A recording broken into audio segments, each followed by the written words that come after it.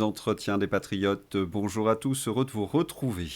Jeffrey Epstein, censure des réseaux sociaux. Elon Musk convoqué. Macron, c'est panique ou débandade. Bribri, son gala à sa gloire, 9 millions d'euros. Avant de traiter ces informations et beaucoup d'autres, vous connaissez la coutume sur cette chaîne, je commence toujours mon entretien par remercier ceux qui m'ont permis justement de le produire, car ils m'ont financé à l'aide des merci rémunérateurs. Et aujourd'hui sont à l'honneur une foule de fidèles parmi les fidèles. Stini Karls, JP Poignant, Littlewood, Pascal Béard, ma chère Fernande Richter, Armel, Vincent Sanchi, Caustic, Claire Dumez, Philippe Bohen et Marie du 21. Merci à eux du fond du cœur. Et puis je tenais à vous remercier pour votre soutien incroyable. Oui, il faut aider la réinformation en ces temps de graves menaces sur la liberté d'expression. Comment faire ? C'est simple, il suffit de lever le petit pouce, écrire de gentils messages, diffuser sur d'autres réseaux sociaux et puis surtout, n'oubliez pas d'activer votre cloche notification. Retour sur l'affaire Jack Lang et Jeffrey Epstein. Jack Lang est mentionné plus de 680 fois dans les dossiers Epstein qui ont été divulgués dimanche. Quelle va être la défense du vieux bouc socialiste, la plus pourrie de toutes ? Jack Lang assume ses liens passés avec le financier américain et affirme que rien ne laissait supposer ses crimes. Non, rien. Qui, en effet, aurait pu imaginer de tels crimes ? Jeffrey Epstein sortait entouré de son armée de Lolita et sa réputation sulfureuse n'était plus à faire.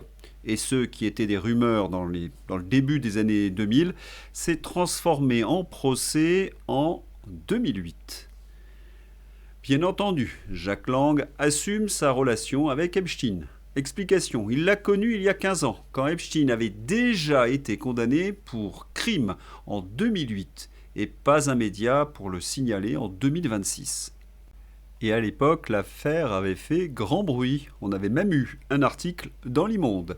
Déjà accusé il y a plus de 10 ans de recourir au service de dizaines de prostituées mineures, c'est-à-dire en 1996, notamment dans sa grande demeure de Palm Beach, en Floride, Jeffrey Epstein avait été condamné en 2008 à 18 mois de prison. Mais alors qu'il encourait la prison à vie avec un acte d'accusation fédérale de 53 pages détaillant ses turpitudes, il était parvenu à un accord controversé de négociation de peine en acceptant de plaider coupable pour le seul chef d'avoir sollicité les services de prostituées mineures. Depuis cette date, 2008, Jeffrey Epstein faisait la une des journaux pour ses affaires de mœurs. Que d'accusations et de témoignages jusqu'à son arrestation en 2019. Et ce vieux dégoûtant de Jack n'était pas au courant ? Est-ce qu'il ne nous prend pas pour des abrutis par hasard ? Surtout qu'entre Jack et Jeffrey, il y avait une histoire de très gros sous. Rappelez-vous le numéro que j'ai tourné à l'automne. Le politicien français Jack Lang affirme que le don d'Epstein, 50 000 euros, était destiné à financer un film.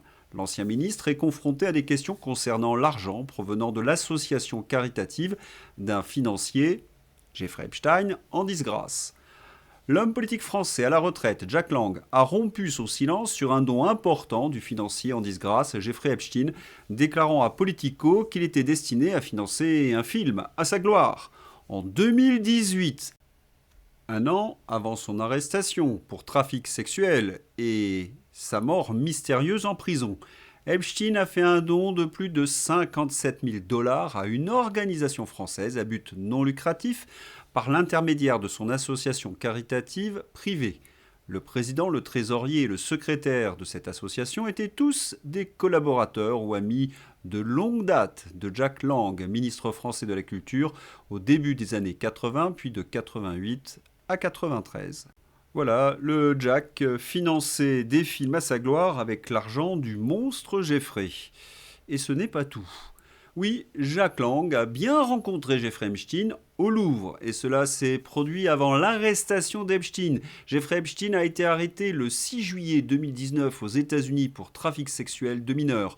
Or, en mars 2019, soit environ 4 mois avant, Jacques Lang, ancien ministre de la Culture français et figure influente dans le milieu culturel macroniste, a invité Epstein à une cérémonie célébrant le 30e anniversaire de la pyramide du Louvre le 29 mars 2019. Ils sont bien copains ces deux-là, et même plus qu'on ne l'imaginait. Nouvelle révélation, nouveau scandale, Jacques Lang, Jeffrey Epstein. Mediapart sort une bombe sur les liens financiers intenses entre la famille Lang et Epstein. Les comptes de la société non déclarée détenue par Jeffrey Epstein et Caroline Lang, la fille de Jack, ont été crédités de 1,4 million de dollars. Interrogée par Mediapart, la fille de l'ancien ministre avoue ne pas avoir déclaré au fisc français cette société dans les îles Vierges. D'après un document disponible sur le site du ministère de la Justice des États-Unis, Jeffrey Epstein a signé 2 jours avant sa mort une sorte de testament financier dans lequel il demandait de léguer, en cas de décès, de très substantielles sommes d'argent à ses proches. Parmi ceux-ci, Caroline Lang, à qui 5 millions de dollars étaient promis. L'ancien ministre français et Epstein avaient l'habitude de se voir à Paris, à Avignon ou au Maroc. Voilà, les liens étaient très étroits entre Jeffrey Epstein et Jacques Lang, malgré ce que peut dire l'ancien ministre socialiste. Copain comme cochon, cul et chemise. On a vraiment l'impression d'avoir face à nous l'international de la petite enfance, si vous comprenez ce que je suis en train de vous dire. Quant à sa fille, après les révélations, Caroline Lang, fille de Jacques Lang, vient de démissionner du syndicat des producteurs indépendants après les révélations du dossier Epstein. Et les autres, tous ceux qui ont été en relation avec Jeffrey Epstein, les Pierre Moscovici, les Bruno Le Maire, les Emmanuel Macron, ne doivent-ils pas eux aussi rendre des comptes? Ils vont pas nous jouer longtemps le fait qu'ils n'étaient pas au courant.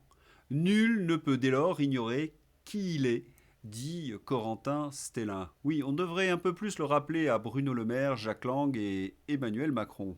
C'est fascinant.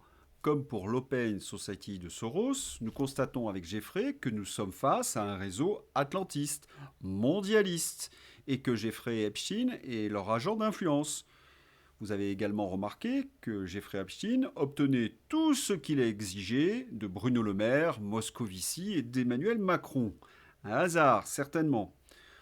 À partir du moment où nous avons ces révélations dans la presse américaine, on imagine que nos journalistes nationaux vont se mettre en campagne, qu'ils vont enquêter, essayer de trouver des témoignages. Bref, traiter le sujet. Presque. Le poison de l'affaire Epstein se répand avec la publication de nouvelles archives. Le département de la justice américaine a révélé le 30 janvier une nouvelle masse de documents liés à l'affaire du prédateur sexuel, mort mystérieusement en prison en 2019. Mais loin d'éclairer les zones d'ombre du dossier, ces pièces entretiennent la confusion. La confusion.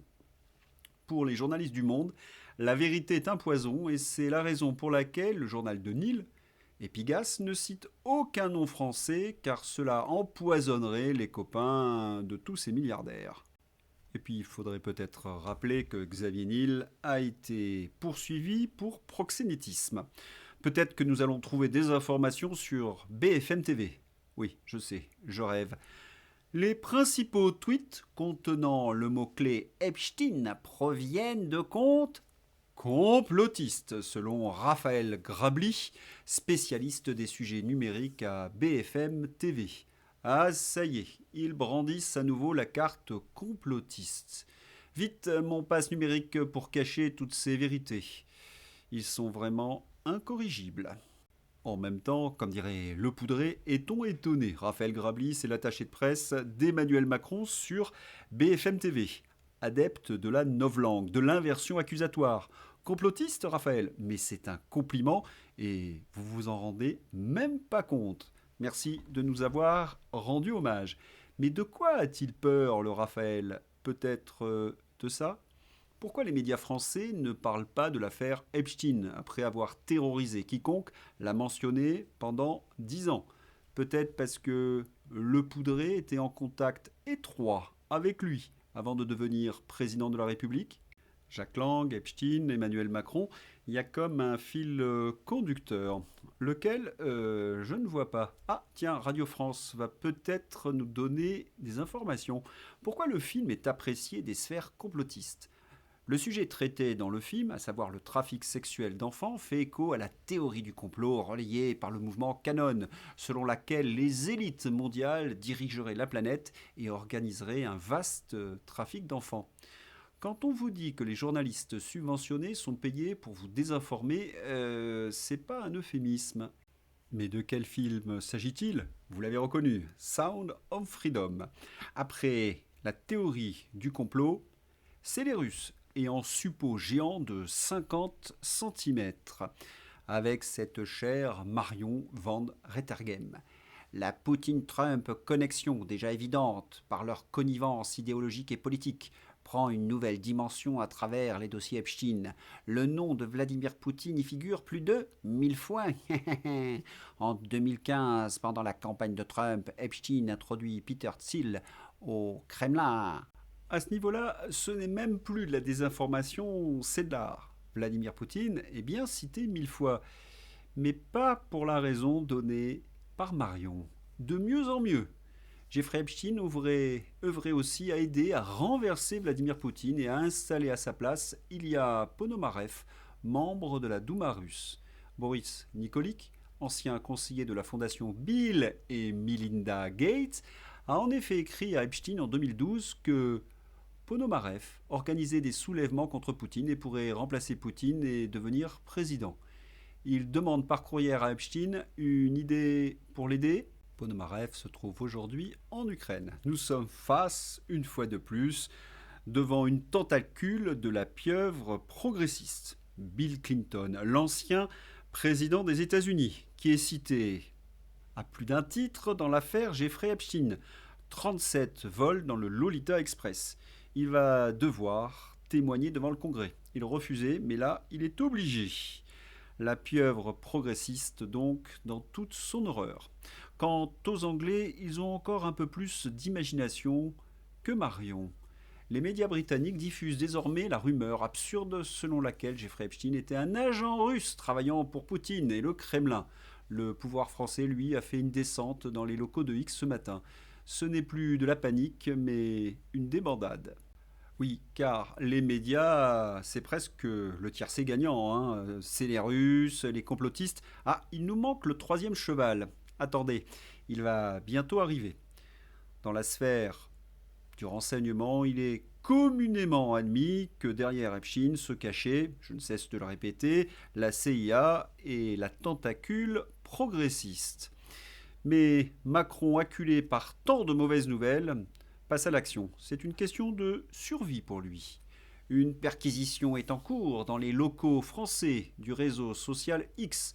La plateforme est soupçonnée d'avoir modifié son algorithme de recommandation afin de favoriser la diffusion de contenus de désinformation et de discours de haine dans le but de déstabiliser le débat démocratique en France.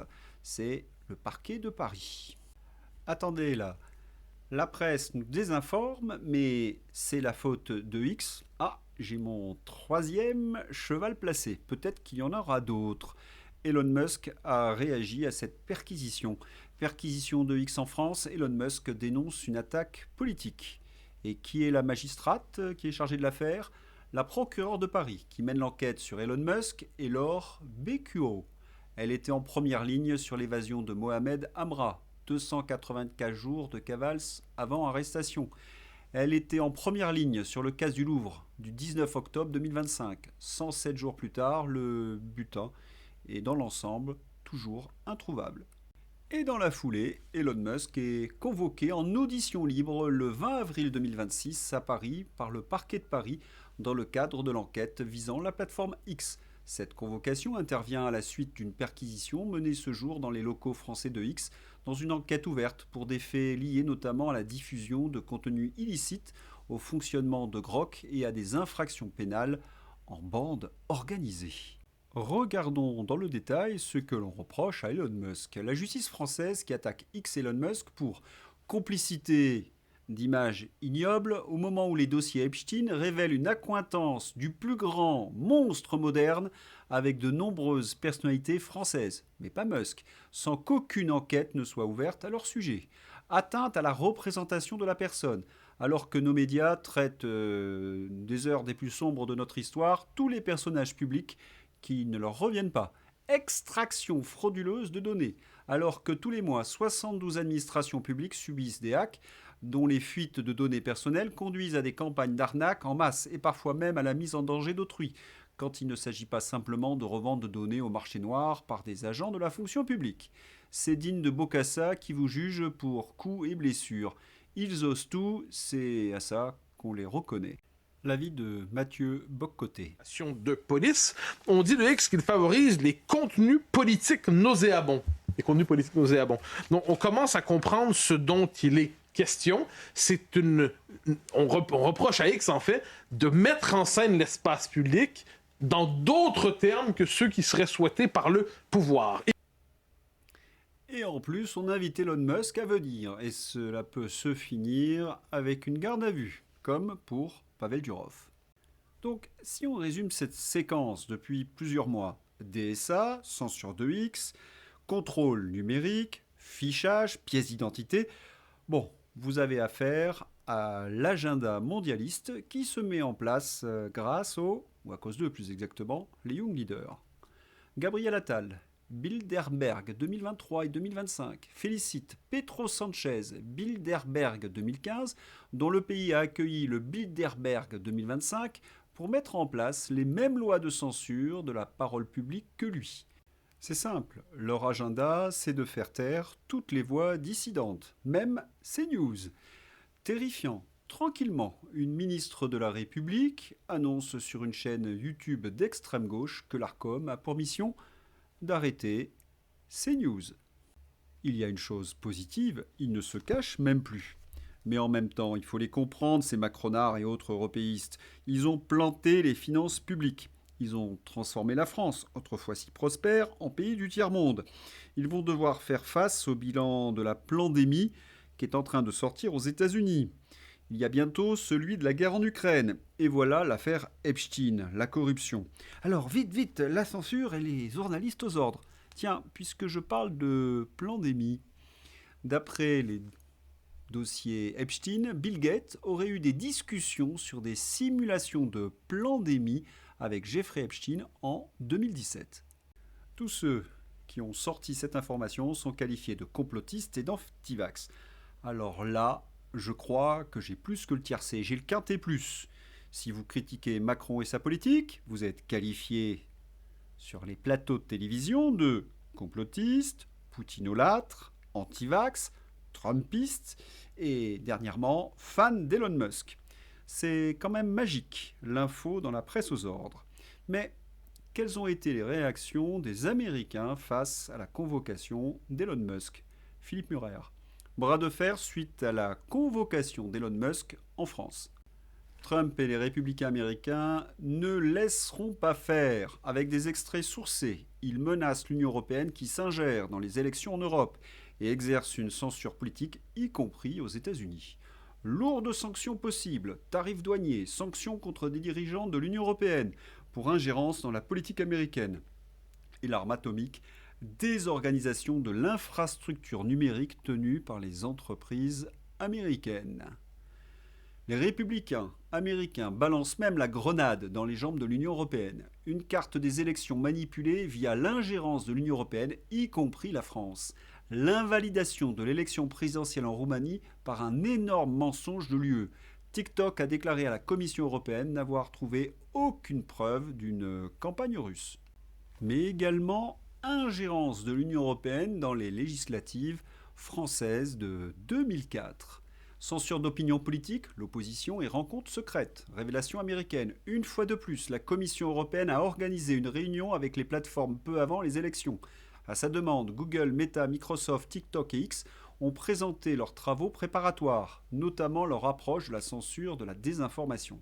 Les ordres du jour et les comptes rendus des réunions non publiques montrent que la Commission européenne a régulièrement convoqué des réunions d'autorités de régulation nationale, d'ONG de gauche et de plateformes avant les élections pour discuter des opinions politiques qui devraient être censurées.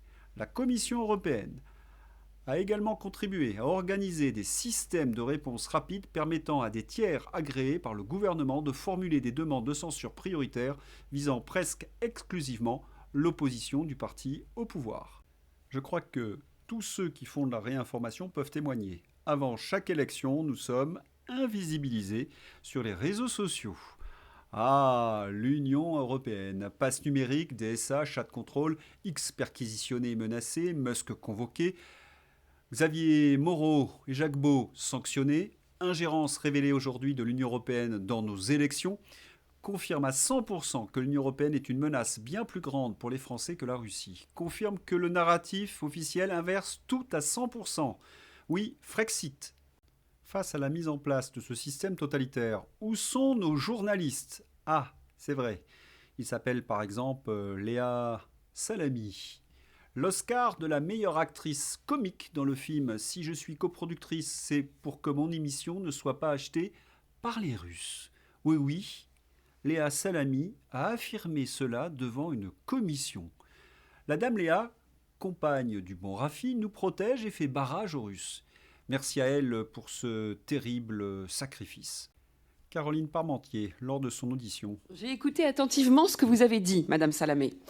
Vous pensez sincèrement entre nous, vous pensez que vous allez réussir à convaincre les Français que vous pourriez rester actuellement à la présentation du JT de France 2 si vous étiez en couple avec Jordan Bardella et que votre direction l'autoriserait? Je ne le pense pas. Le sens de ma question, vous l'aurez compris, n'est pas de vous marier à tout prix avec Jordan Bardella, d'autant plus que je crois qu'il est déjà pris. Il ne s'agit pas que concernant la journaliste que vous êtes, il ne s'agit pas d'une affaire de sexisme ou de machisme. Il ne s'agit pas de trouver incroyable qu'en France, on demande à une femme de se retirer de l'antenne parce que son mari va se présenter à une élection. Il s'agit du fait que parce que Raphaël Glucksmann est le candidat de la gauche, ça ne pose pas de problème que sa femme puisse présenter le JT de France 2, le JT du service public, payé avec nos impôts, avec les impôts des Français. Et d'ailleurs, vous le savez, vous n'auriez jamais pu un jour accéder à la présentation du JT de France 2 si vous aviez été en couple avec Jordan Bardella. Tout le monde ici le sait, et vous le savez, et ce, malgré votre talent. Rappelons qu'en 2024, le journaliste Jean-François Aquili, parce qu'il avait été soupçonné d'avoir été approché pour l'écriture d'un livre avec Jordan Bardella, a été licencié pour faute grave par Radio France. Je crois qu'il en va ainsi du 2 poids et 2 mesures dans l'audiovisuel public et qu'il en va ainsi sur le service public selon que vous serez marié avec Raphaël Glucksmann ou avec Jordan Bardella. Ce sont des questions que se posent les Français, ce sont des questions que nous posent les Français. Je vous remercie. Mais il y a surtout ça, un lien insoupçonné. Le père de Léa Salami joue un rôle important auprès d'Emmanuel Macron. Le diplomate est souvent consulté par le président sur des questions géopolitiques. Faut-il rappeler que le père Salami, c'est le représentant de l'Open Society, Soros, pour le Liban? C'est pas compliqué avec Emmanuel Macron. Vous êtes sûr de gagner. Dès que vous avez affaire à un copain de Macron, ce sont les réseaux Soros ou Epstein. Autrement dit, les progressistes, mondialistes, wokistes. C'est un peu la même histoire avec les opposants de Donald Trump. Georges Clooney, par exemple. Révélation explosive dans les dossiers Epstein. Georges Clooney dans plusieurs courriels d'Epstein. En 2014, Clooney se trouvait à Copenhague lorsqu'Epstein lui aurait rendu visite, déclarant « Maintenant, je sais que Copenhague a des filles intéressantes ». C'est le joli monde de la jet set qui s'en met plein les poches, et souvent avec notre argent, avec nos subventions. Bri-bri, de nouveau, dans la tourmente. Investigation. La directrice générale de l'association e-Enfance, Justine Atlan, proche de Brigitte Macron et membre d'un think tank macroniste, percevrait un salaire de 14 000 € bruts par mois environ, hors avantage selon les comptes annuels de l'association. Pour rappel, l'association qu'elle dirige est soutenue par la Fondation des hôpitaux et l'opération Piège jaune, présidée par Brigitte Macron, qui a accordé 2 millions d'euros de financement à e-Enfance, source Le Canard enchaîné. Également, les 3 dirigeants de l'association e-enfance ont vu leur salaire augmenter de presque 17% entre 2023 et 2024. La structure perçoit par ailleurs eu 600 000 euros de subventions de l'éducation nationale en 2024. À titre de comparaison, c'est donc près de 57% de cette somme qui servirait à financer les salaires annuels des 3 principaux dirigeants. Source compte annuel de l'association, exercice 2023 et 2024. Et il y a plus d'aimants. Le gala télévisé des Pieds jaunes, parrainé par Brigitte Macron, a coûté environ 9 millions d'euros en 2026. Il est financé par une holding de LVMH. En interne, l'agacement montait. Plusieurs dirigeants jugeaient l'opération coûteuse, sans retombées claires. Donc, si je comprends bien, 9 millions pour le gala, mais cela a rapporté combien ? 7 millions. L'opération Pieds jaunes rapporte 7 millions d'euros. Le gala à la gloire de Madame Macron coûte 9 millions d'euros. Rien d'autre. C'est un très bon résumé de la com macroniste. Tout pour le show, pas grand-chose pour les autres. Allez, c'est l'heure d'ouvrir la page fantaisie avec le poudré devant les meux. Mais elles s'en vont ces idiotes. L'instinct des animaux n'est plus à démontrer, sinon le poudré fait fuir les vaches. Tiens, une petite brève. Perquisition chez X France, mais sûrement pas chez Jack Lang. Une histoire de priorité, sûrement. Communication de l'Élysée, Emmanuel Macron est allé manger dans une cantine scolaire. Oh, c'est aussi mauvais qu'à la Providence, mais à l'époque, quand j'avais 14 ans, the peso. Oui, on sait qui. Elle vient le chercher à quelle heure à l'école, Bribri? Celle-là, je l'adore. Les Français disent que je suis nul. Que faire? Censure-les, censure-les. Sois moins nul. Ah, par la fenêtre. L'affaire Epstein est Dieudonné. Je commence à me poser certaines questions. Dans les fichiers Geffray, nous pouvions voir que certaines élites voulaient régler le problème Dieudonné. 17 jours plus tard, Manuel Valls lui déclare la guerre pour le censurer de partout. Manuel Valls, bras armé de Geffray? Mais non, ça c'est une théorie du complot, voyons. Par chance, le nuage radioactif Epstein s'est miraculeusement arrêté aux frontières de la France. Aucune personnalité éclaboussée chez nous. On se demande pourquoi. J'ai voté Macron pour faire barrage. J'organise un dîner mercredi, ça vous intéresse? C'est un grand classique, mais on l'aime beaucoup dans ses entretiens. Allez, on se quitte avec un dernier tweet du Cercle Aristote. Une monnaie non adaptée, des frontières ouvertes, des normes ubuesques, une entité supranationale qui gère tout cela. Que reste-t-il? Eh bien, taper sur les actifs. Le MEDEF propose un CDI spécial jeune qui peut être rompu sans motif et payé moins que le SMIC. Et puis surtout, censurer les Français. Voilà, c'est tout pour aujourd'hui. Je vous souhaite une excellente journée. À bientôt. Au revoir.